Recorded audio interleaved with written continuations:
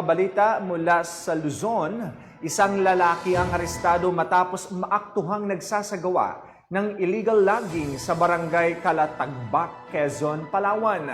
Ang ulat mula kay Pacho Woman Eloisa Joy Beredo. Isang operasyon ng Philippine National Police, isang individual ang naaresto matapos mahulian ng naglo-load ng 20,000 board feet na kahoy sa sitio Manabale, Barangay Calatagbak, Quezon, Palawan. Kinilala ang naarestong suspect bilang si Frank Miller Burlas, 42 taong gulang, na walang umanong maipakitang legal na dokumento para sa kanyang kargang kahoy.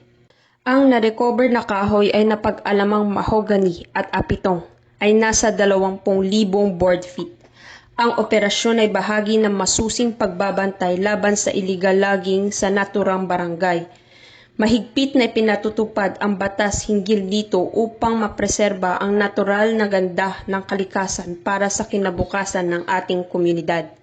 Ayon sa Philippine National Police, kasalukuyang nasa kustodiya na nila ang suspect at mahaharap ito sa kasong paglabag sa Presidential Decree No. 705 of Forestry Reform Code of the Philippines.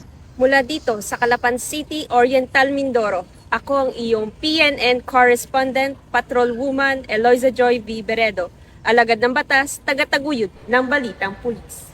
Maraming salamat, Patrol Woman Peredo.